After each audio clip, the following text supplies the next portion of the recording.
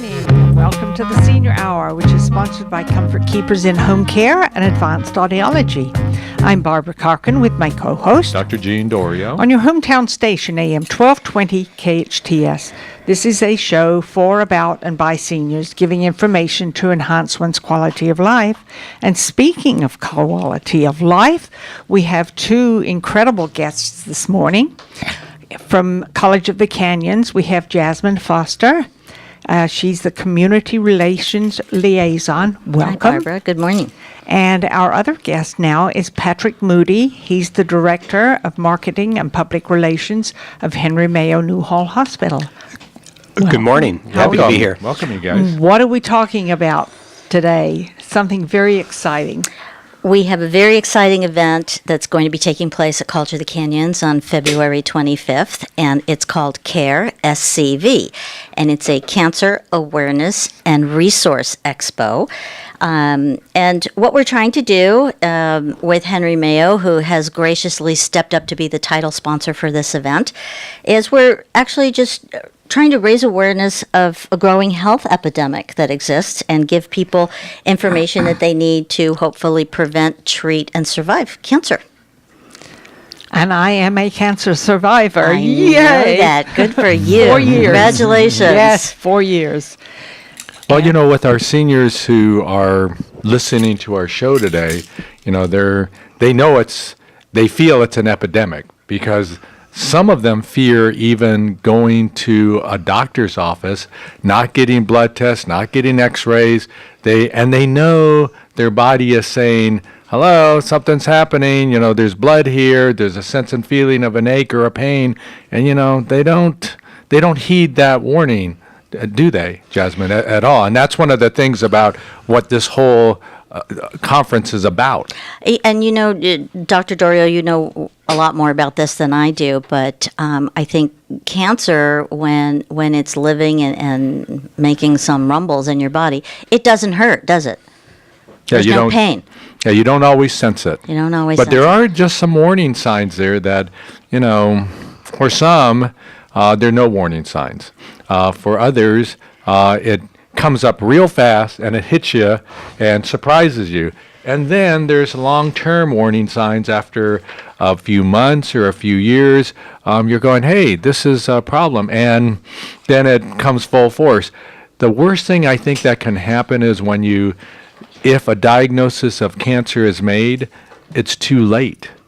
And you don't want to get to a point where we could have cured you and then look back and say, gee whiz, I could have had a better life, quality of life, and lived longer, seen my great-grandkids grow up. You know, that's happening, and we can't allow that to be.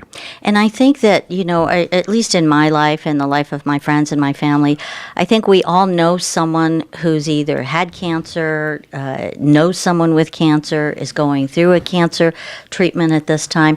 And this event essentially has been designed for everyone, not just people with cancer. It's to learn and understand how it works, what you can do about it, what the triggers are. One of, I think, the most exciting pieces of this event, it takes place in the afternoon, and we can go through the schedule in a little while, but particularly, I think it's at 2:30, from 2:30 to 3:30 in the afternoon, there's a panel of cancer doctors who are going to take questions and answers from the audience. And, you know, everybody has something they need to know about it, whether it's in their family or a friend or a loved one or at work. And I think that that's the beauty of this event, is that everyone is welcome, everyone can get their questions answered, and we are expecting 500 to 600 people on the campus. I don't know if I mentioned, but it starts at 8 in the morning and it goes all day. Breakfast is included in the event, and we kick it off with a great keynote speaker. And then we have the breakout sessions in the Performing Arts Center, which is able to seat 886 people. So, and then part of the event, of course, is a vendor expo fair, which will help people get all kinds of resources and information that they need to follow up on their treatment or their diagnosis, or just get general information. So let's talk a little bit about the fear, Patrick.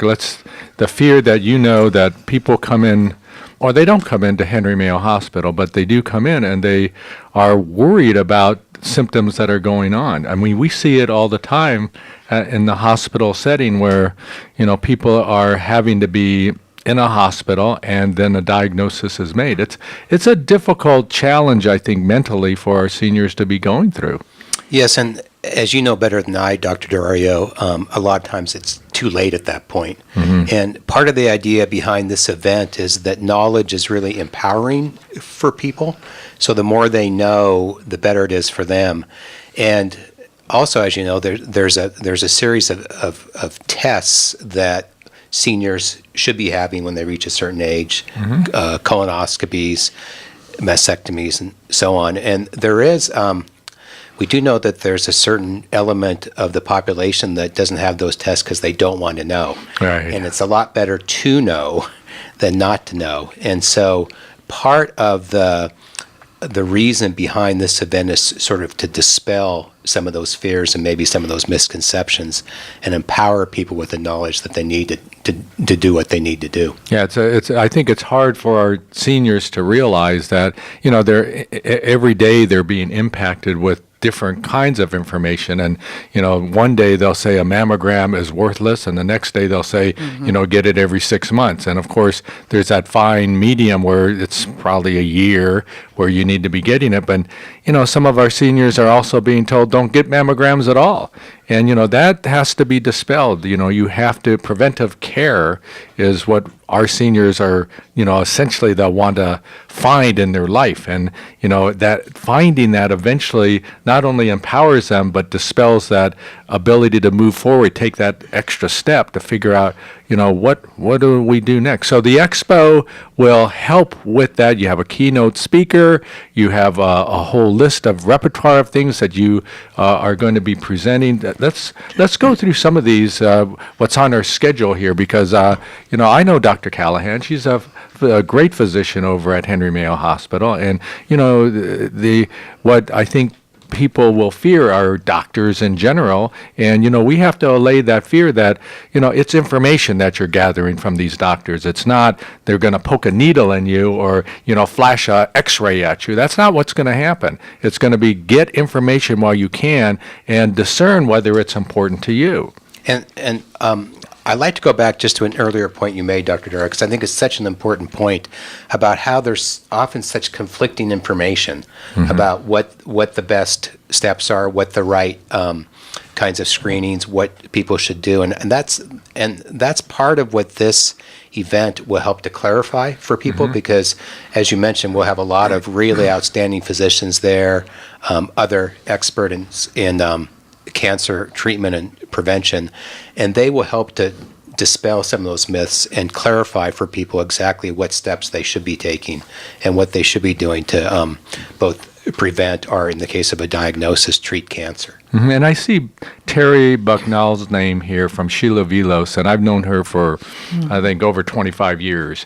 And she's just a wealth of knowledge and information concerning the screenings. And, every day she's having to sort through, is there a conflict with what we're doing? Every day, they're meeting and talking about who do we screen, who do we get out there. But that information will be there to be clarified, won't it? That's exactly right.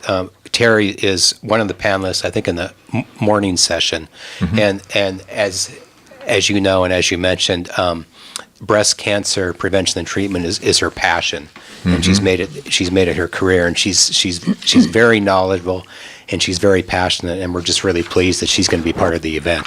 And sometimes people, when they're looking to a diagnosis, are fearful they are going to get a diagnosis. They get that diagnosis and they have cancer. And there are treatment plans for it. And this isn't treatment plans where, willy-nilly, it's all because of what we say here in Santa Clarita. No, it's throughout not only the United States, but throughout the world. Remember, some of our seniors don't use the internet that much, but scientists and doctors do. And they lump all their information together to try to find the best treatment around the world, try to classify the cancer, and then look for the best treatment. And these statistics continually come in. And yeah, there's a flux in the information that's out there, but it's also important that our listeners understand when treatment is evolving and you have to get something, you should get the best information possible to realize how that treatment is going to affect you. And I see Nancy Ellerbrook here, and she's a radiation oncologist. And I've known her for years too. She and her husband, and she is also has just super information underlying how radiation is used and the side effects of it too, to allay the fears of those who now have a diagnosis of cancer, but how it should be treated so that you don't have that fear. A lot of people will fear the treatment and stop from taking that first step to get a cancer diagnosis. So hearing what other people are saying about not only getting screening, but also getting what the treatment involves and the side effects from it is important, because once you know that, you sit back and go, okay, it's not that bad, and maybe I can take that first step. Isn't that right, Jazmine? And knowledge, again, as we said earlier, is definitely the power in this. And I feel that it's such an important event, because oftentimes, you have this diagnosis of the big C. Now what do I do? And this event hopefully will give people the opportunity to really talk to the people that are in the trenches with this information, that they can gather as much information as they can, talk to as many people in one location. And there are a couple people actually doing some on-site screenings for skin cancer screenings and breast cancer screenings right there on the premises. So it's an all-inclusive event, and I hope that the community takes advantage of it and comes out to learn everything that they can, because at some point in our life, we're all going to hear that word, whether it's for ourselves or a friend or someone we work with, and it's good to have as much information as you can to make the best decisions for your life. Barbara, and life. you went through this. Yes. This is just your train of thought was in the very beginning. You didn't know. You knew you didn't feel well, and we're talking about a very short span of time. But tell us about that experience, that emotional impact that it had on you. Well, I had no idea that anything was wrong. And for about 3 weeks, I had severe indigestion. And I never have indigestion. And I thought, something's wrong. So I went to my doctor, and he did a CAT scan and eventually an MRI. And he said, you have cancer. And talk about shock.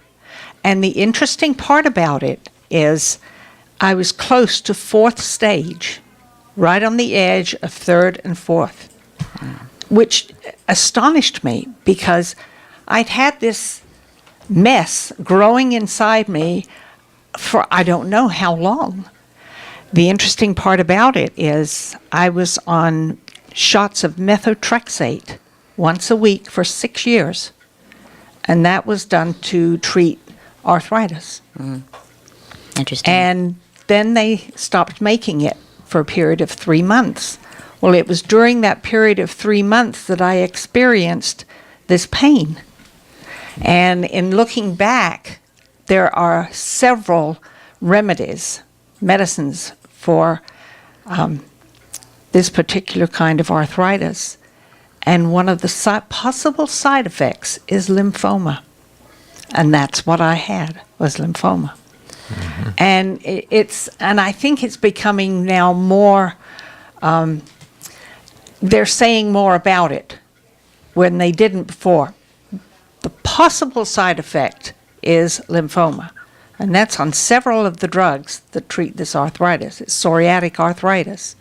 And I know one of the very famous golfers advertises it, and I'm thinking, oh my goodness. And then in the very fine print, possible side effects, lymphoma and several other things. And it was terrifying for me, because I thought, what now? Who would have thought 75 years old and I get cancer? Wait a minute. But I had to go through rather intense chemotherapy for 6 sessions over a period of I think it was 18 weeks. And I was in a lot of pain, and the doctors recommended hydrocodone. Well, my son came down to visit several times, and he saw this little bottle of mess, and he said, "Mother, that stuff will kill you. The cancer didn't, but this will." And he said, "Throw it away, and I'll get you some medical marijuana to treat the pain." And that's what he did. And the pain disappeared after 3 days. And I didn't have it anymore. And there's something to be said about medicines for treating this type of thing, any kind of pain. But my son he runs a medical marijuana dispensary. And he says, "Mom, look on the computer. Do some research about marijuana, and it's the good that it can do for a person in certain instances, because so many people poo-poo it. It's not coming here. It's against the law," and so on and so forth. I know the city of Santa Clarita put a moratorium on it, and I think Cameron Smythe has put a little hold on it, saying, wait a minute, let's do some research here. And I'm going to be talking with him to find out what kind of research he's doing, because I did the research, my son did the research, and it's incredible. And one of can the, Barb, on the schedule at the CARE SCV Cancer Awareness and Resource Expo, that, by the way, once again, is February 25th. They have a panel, ask the experts on this panel, and I will tell you, I know these folks, and the cannabis, marijuana application to what they do, I'm sure they will talk about that. I hope sure they do. They will add that to the repertoire of treatment plans that are out there, because I know with my pain management patients that it for some of them it definitely works, and it's yanked them off some of the Schedule 2 medications that I have to write for them, and made it a lot easier for them to be treated and survive in life and have their quality of life back. So, you mentioned, and Proposition 64 and all this other stuff that goes on. Yeah, and, I voted against it, and I'll tell everybody I did, but because, I think it's important that we have it for my pain management patients and my cancer patients, but I think it's important people understand that when you're older and you use a Schedule 2 prescription, I haven't seen anybody ever hooked, but when you have kids who are using marijuana, I still say, I agree with the expert, it's a gateway drug, and people can move in that direction, and we have to be able to use good counseling and education to make sure that these kids don't move in that direction at all. That's right. So, and That's then right. when you drive with alcohol, we can measure alcohol levels, but you can't measure marijuana levels, and I want to be able to do that. So those are my two reservations and reasons why I voted against Proposition 64. I think we need to look at this all very carefully in terms of our treatment for cancers. It's out there, and I think some of our listeners are going, wait a second, they're promoting cannabis, and we're not doing that. What we're saying is that our cancer patients are using it, and using it in a viable way to help them get through it. But you can't be fearful, and you certainly can't be ignorant of it as well. And That's right. And I think at this expo that we're looking at, I think it's important that people get the right information. And we each have our own stories, but let the experts also put out there, and there are just great people that are going to be there. I think it's important that you find the time and you get out there on this Saturday, because it's a super resource for our people here in Santa Clarita. Now, this is a Saturday, February 25th? It is a Saturday. It is a Saturday. Okay, that's perfect. And it's not going to rain. That's right. It will not rain. No, We've ordered some beautiful weather along with everything All else. right. Well, I think our seniors would say it's fine if it rains. Well, I really thank you for coming and joining us and sharing this information with us. And once again, it's February the 25th, 8 a.m. to 3:30 p.m. at College of the Canyons, and the admission is free. It is a free event. Absolutely. We have asked on our promotional information that people go to the website, carescv.com to register, but that's because the event also includes a free continental breakfast for those that arrive at 8, and we're just trying to keep track of the numbers. count. But it's a great event. There'll be food trucks at lunchtime around the vendor fair, so they can munch and stroll the vendor fair and get information that they need, and we certainly hope that everyone will take advantage of the opportunity. So, That's- Jazmine, but what our seniors don't always use the internet. So, is there a phone number? I mean, I don't see one on our flyer here, but There you is a have phone to number. you have to register. You know what? We for it, prefer or that can they you just do walk that. in? You can just walk in. We're asking for registrations again, just to make sure we have enough food and things to feed people with. But Patrick's office at Henry Mayo is taking phone inquiries, and if he'll give us the number in a minute, and otherwise they can always go to the College of the Canyons website. It's also Great, Jazmine. on there. All the information, the day's lineup, the events, the vendors, everything they'll need to know. Yeah, if someone has difficulty registering online or just has questions, they can call 200-1311. That's 200-1311 for information, or whoever answers the phone will be able to register for them. But again, registration isn't required. It's just it just helps us to plan. But if someone just wants to show up, we'd be happy to see them. Right. Well, we invite all our seniors to get involved in this because you really can't have fear. The information just empowers you to the nth degree, and our seniors have to realize that. And this expo will give that to them, no doubt about it. That's our goal. Absolutely. Well, thank you so much for joining us this morning and giving us this information. That's Patrick Moody from the hospital and Jazmine Foster from COC. Thank you for very having much us. for having us Thank on. you, guys. Thank you so Okay. much. I'm Barbara Cochran with my co-host, Dr. Jean Dorio, on your hometown station, AM 1220 KHTS.